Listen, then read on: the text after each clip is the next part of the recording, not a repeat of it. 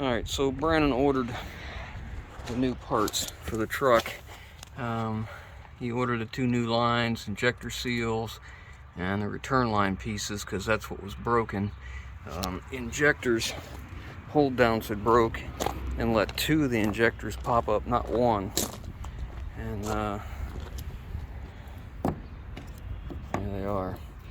So and he ordered 2 new lines because these were all bent up. 2 new hold downs with seal kits and the return line. So now everything's back together. There's the new hold downs. They're form steel, not cast. So now we're gonna crank it over. Just got it together and see what it does. See if it's gonna run on 8 or what. Just turn the key on first. I want to check that line, see if it's going to leak. We ended up taking a return line off of another truck I had because I broke the brand new fitting. It wouldn't go into the factory line.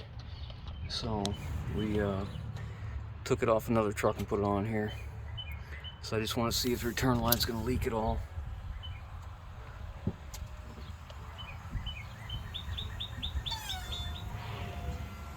Well, I hear a pump. I don't see any drips. That's an improvement. Okay, all right. You ready? Yeah. Go ahead.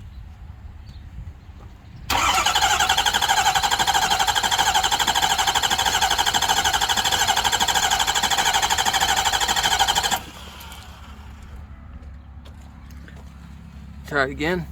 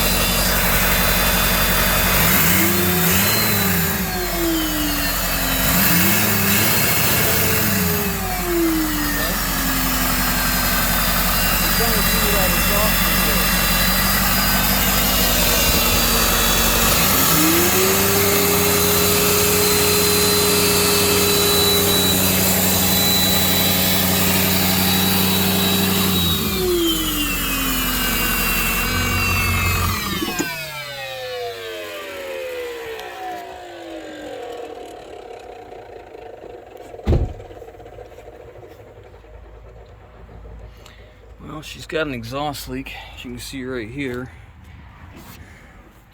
A little bit of soot. I'm trying to see where it's coming from.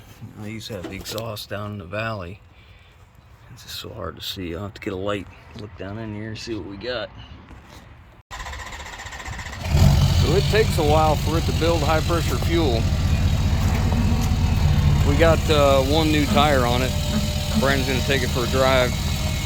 See what it seems like. I think the turbo's out of it. It's got a turbo leak for sure. You can hear it.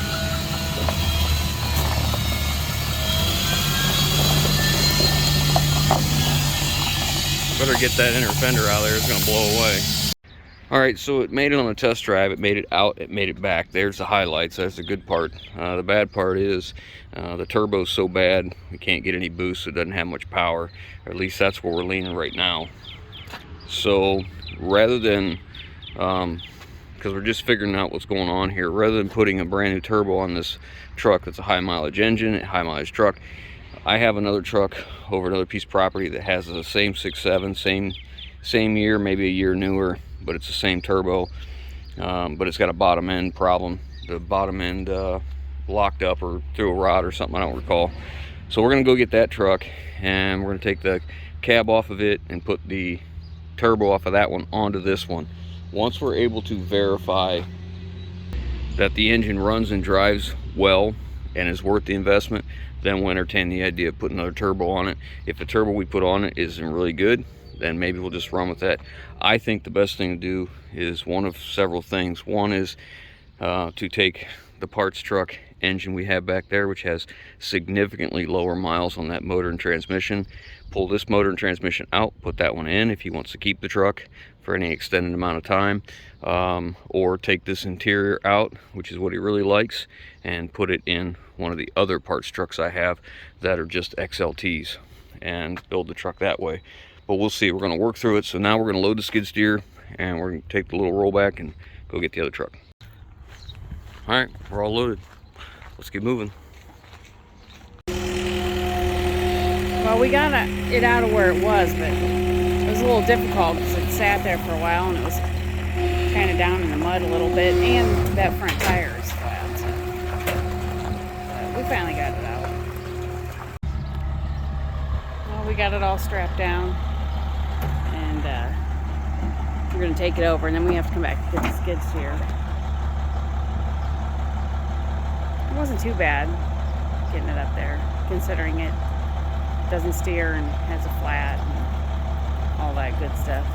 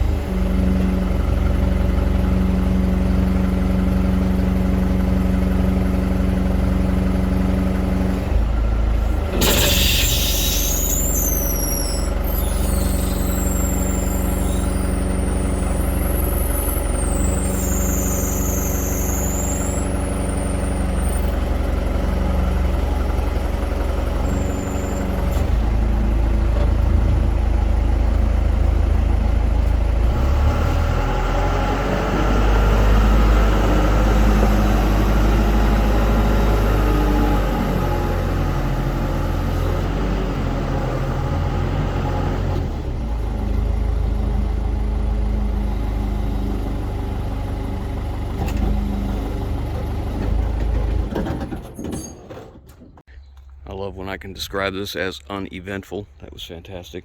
So we've been using parts off this engine before. I needed a timing cover and a few other parts, but we sealed up the top side.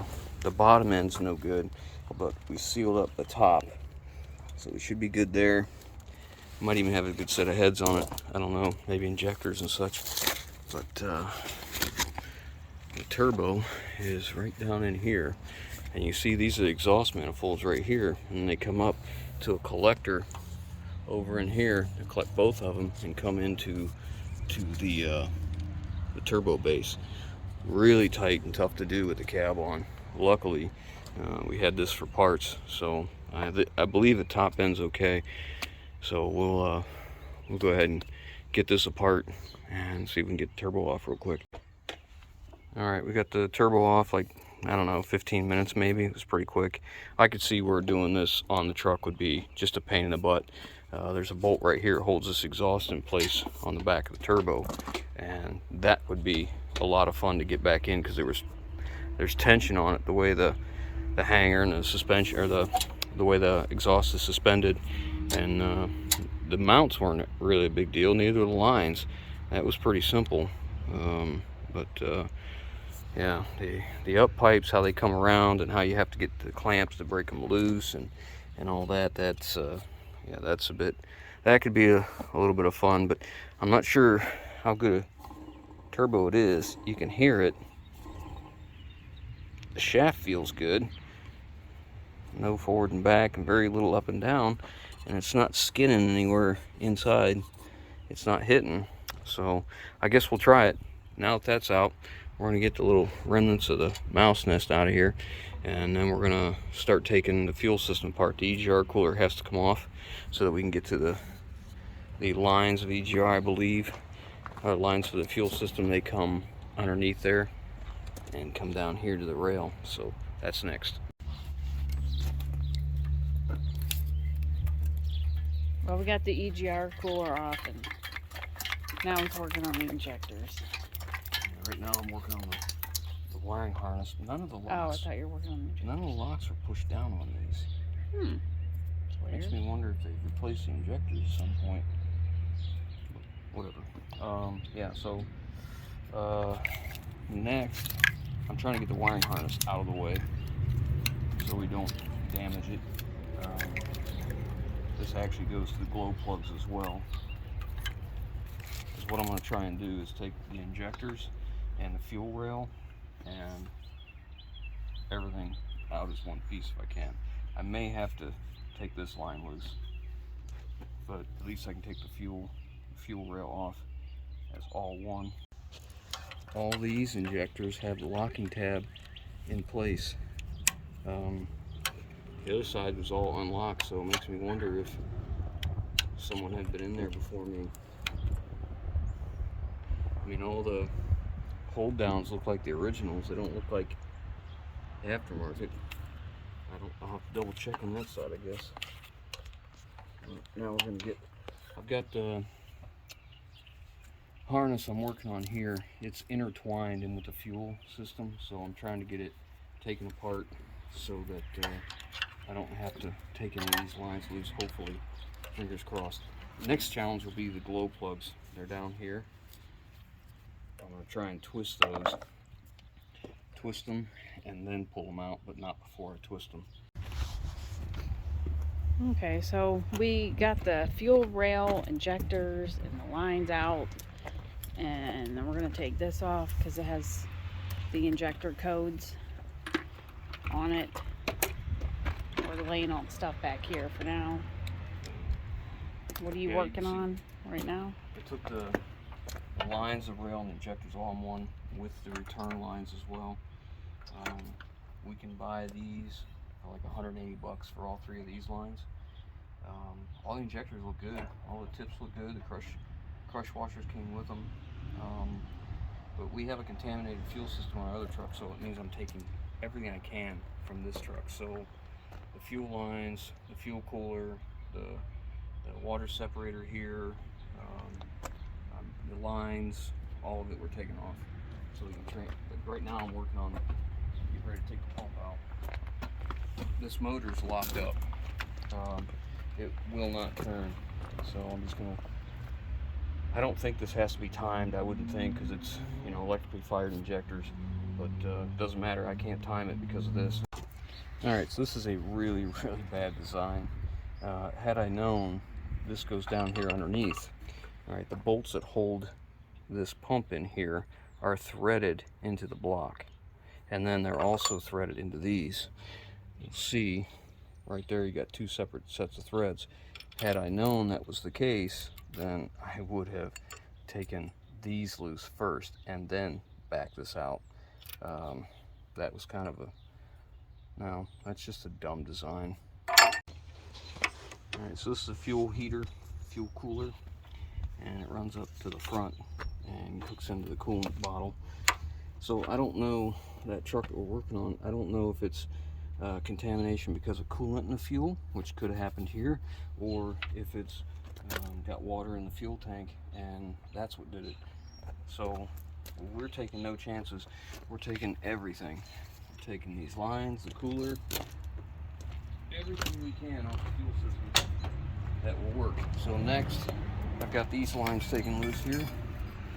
Next, we're going to take the water separator filter housing off here, and we'll probably take the lines loose here because this is a different cab configuration than what we have. So this back portion is not going to be the same. In fact, these lines might even be different right here. I'm not sure. We'll see when we get there.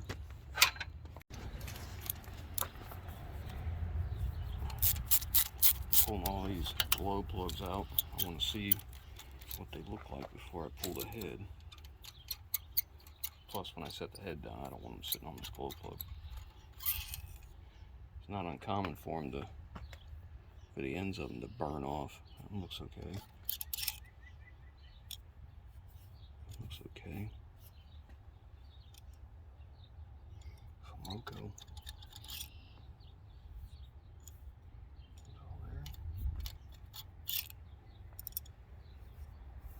Yeah, they're all okay. All right, I'll set these aside. I have to take all the rockers off. This is such a crappy design, stamped steel rocker, you know, whatever. I gotta take all the rockers off. This line here, I'm not really certain what this is gonna do here. I'll take it out and inspect it a little more. Maybe there's oil. Let's get that out and look at it. Yeah, there's little holes down in there, so this is supplying oil and dripping across these rockers apparently. But I need to get a blowgun because it looks like these ones are plugged up. Look at that. Yeah, those look open. There's 4 there. 1, 2, 3, 4. Looks like the last 3 might be plugged. I'll get a blowgun and see. Yeah, all the others look. Yeah, there's stuff coming out a little bit.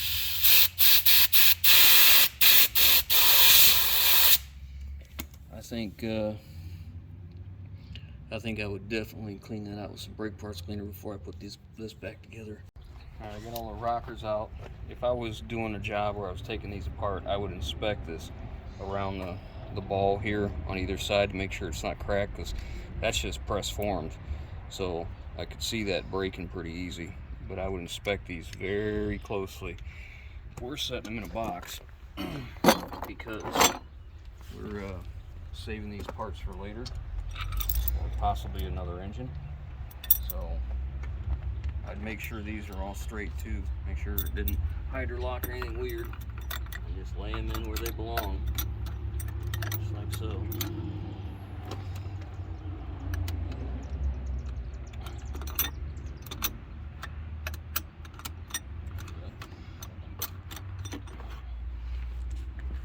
Just continue on. I'm not going to inspect these right now because I'm not putting them together, but if I was, I would.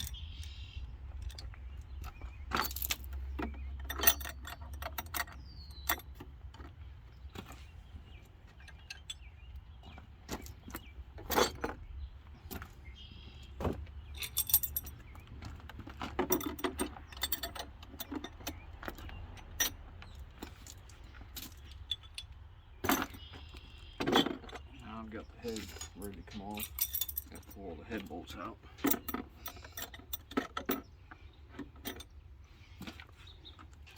These head bolts, one-time use.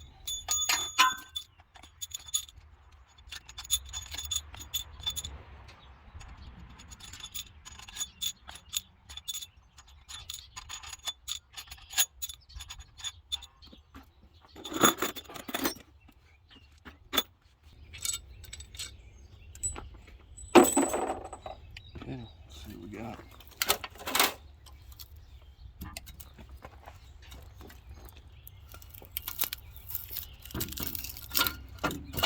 Check that out. No drop valves or nothing. She looks pretty decent. Pretty decent. I like to look in between here to make sure you don't have any combustion escaping the combustion chamber, which actually looks really good in here. I wonder if these are newer heads. That sure looks like that's been machined, like not as old. Like, that would make sense because this side, all the injectors weren't locked down, remember? Mm-hmm. But the other side was.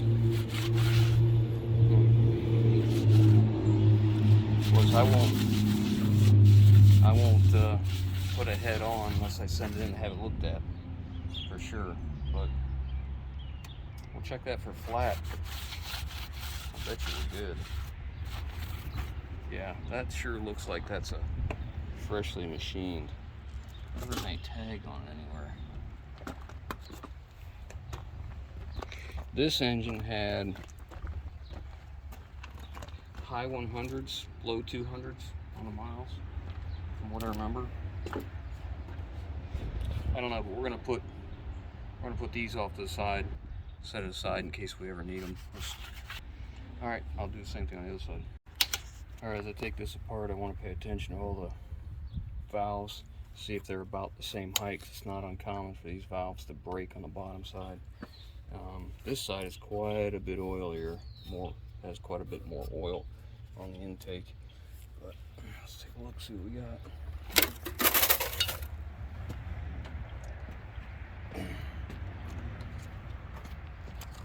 Looks like we got two different head gaskets, huh? Yeah. Weird.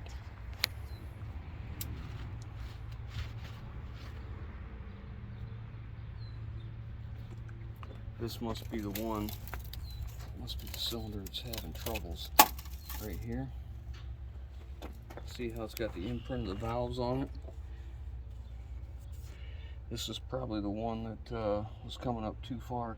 You can see where it hasn't damaged the head, but it has touched the head. See it here? There's the imprint of the top of the piston right there, the machining of the piston right there. Okay, did it show up? I don't know. You look through it because you know what you're looking at, and I don't. You can see the circles of the machining of the top of the piston right there, where it's coming in contact. You can see the four valves right here. So I would want to make sure that, you know, those valves weren't damaged.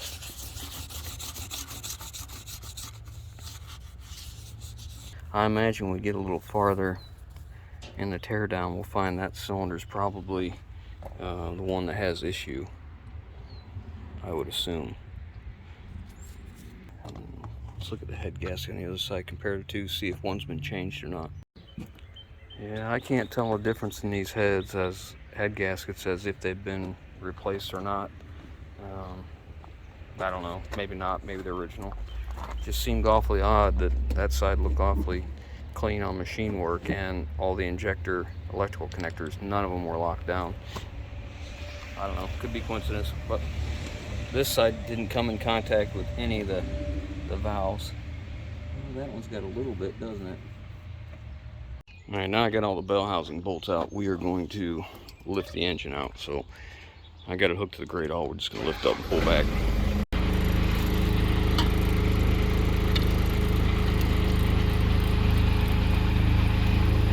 Gotta pull the converter and the transmission at the same time because the motor's locked up and I can't turn it.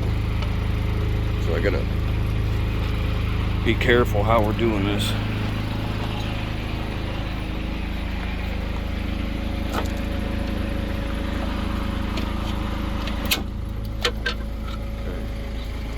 Go up a little.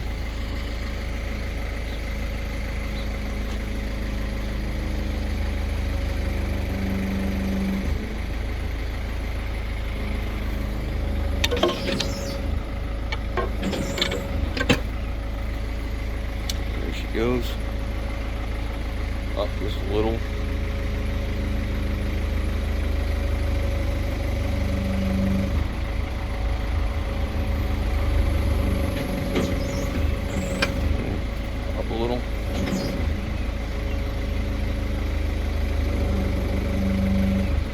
a little, up a little.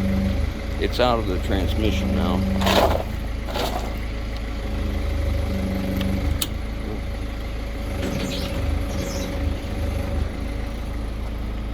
Oopsie, I forgot a bolt right here. I put this back in so I wouldn't lose it. Alright, we got it out. It just turned it just a little bit.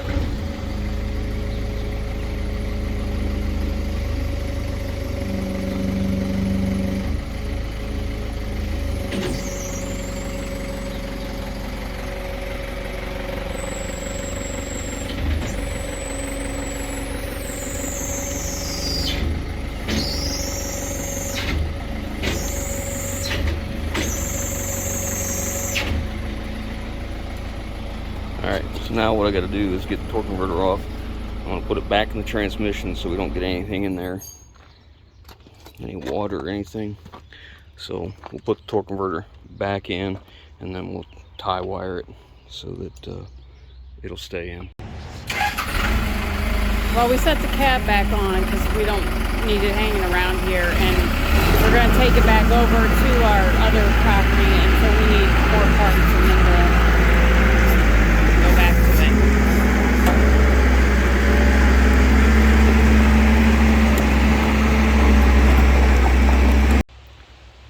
It's raining outside, and I just got that chassis loaded up and dropped off the other property just in time because it started downpouring. We got tornado warnings or watch or whatever, I don't remember. So next thing I want to do is start taking the rods loose. I'm going to see if we can knock the pistons out and get a look and see if we can find out which journal was an issue, whether it was a main or a rod. You know, this one here looks pretty dry, I would suspect there may be a problem here because there's no oil left on it. It's been hot.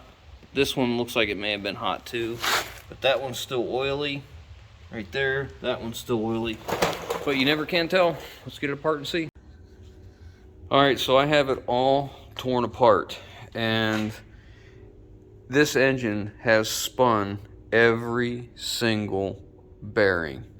And I've scratched my head on this trying to figure out what had happened, because the damage is pretty much just on the crank. The cam looks good, the roller lifters look good, but the crank, every single journal is just destroyed. This is the worst one. This is the one. The second one's back. I thought it was going to be the front ones because they were rusty, but it was the second set of pistons. Second piston back on either side. You can see it actually started rolling on itself. It rolled over and started chewing up on the edge of this. So this is that journal, and you can hear it in my fingernail. That's how rough it is. And you notice the main journals are so much worse. This one, you can actually see the metal transfer from the bearing onto here, where it's basically like melted on there. And even the thrust bearings had spun. And this one over here, you can see it had rolled around. What I found odd is I don't see locking tabs on any of these connecting rods where the bearing half would lock into place and keep it from spinning. It seems odd to me. So these are the bearings. You have a top half and a bottom half. So the top half would let oil come through. Is that right? Top half? I don't remember now. Yeah, I would think. Yeah, because the oil's going to come through into there. And you see how much darker these are the two halves of this one. I mean, they're all just destroyed. This is some shrapnel that was down in there. But they don't look like it was something that was worn out. Like, the bearings weren't worn, I don't think, down to where they spun. So I've been scratching my head about this, and I've been doing and looking and reading, and so look at that. main bearing there, but you can see the two worst ones are the second and third one, and basically the middle three. So what I've been reading is that the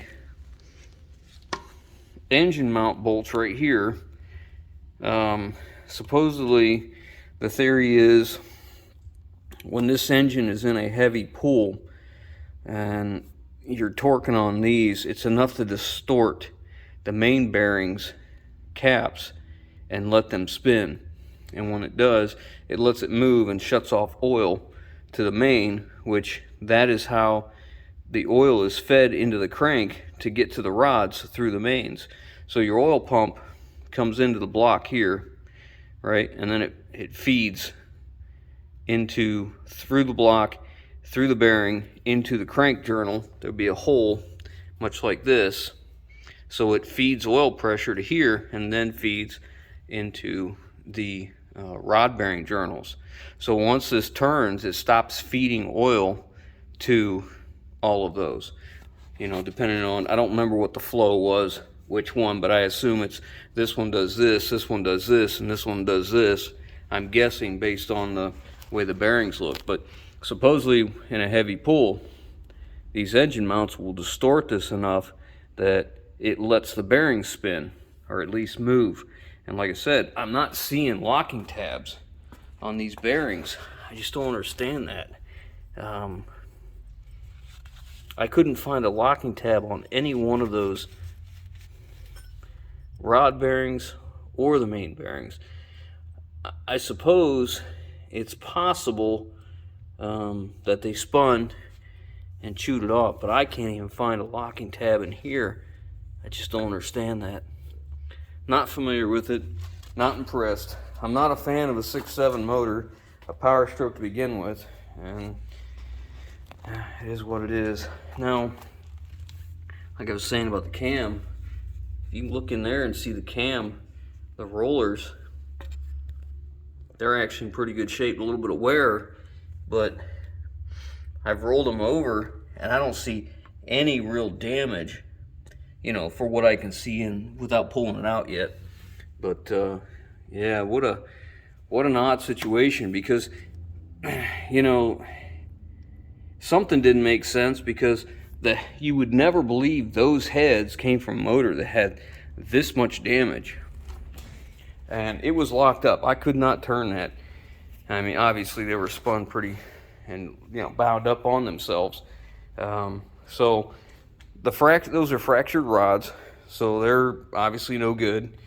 The crank, doubt it can be saved as bad as that is. I would think not. But the cylinder walls, it's going to be really hard for you guys to see this, but I can still see cross hatching in the cylinder walls. I know it's dirty, I've wiped it down twice, but the bigger problem is it's been sitting, and there's a little bit of rust on the cylinders, but like I said, you can still see cross hatching in it. Of course, I can't get the light to work real well.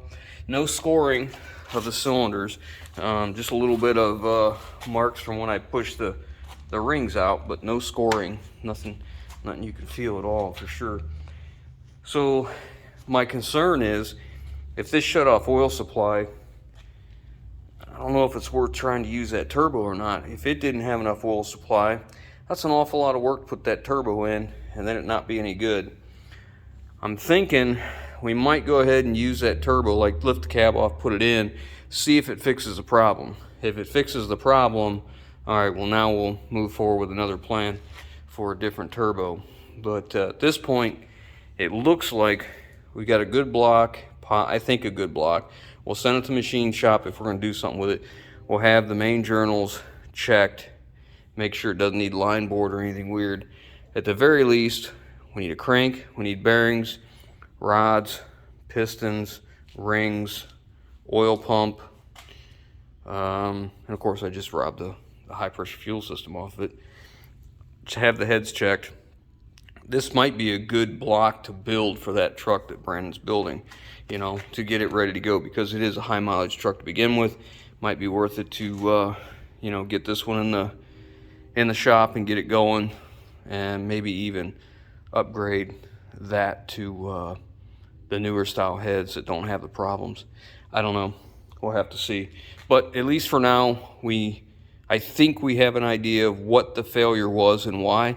If you know anything about these, you know, if you have experience, not something you've read or somebody's told you, but if you physically have taken these engines apart several times and you know what the deal is with these bearings and no locking tabs, leave it in the comments. I would love to know the theory on this, because I'm not finding it. I'm just finding that people are just like me, dumbfounded that there's no locking tabs.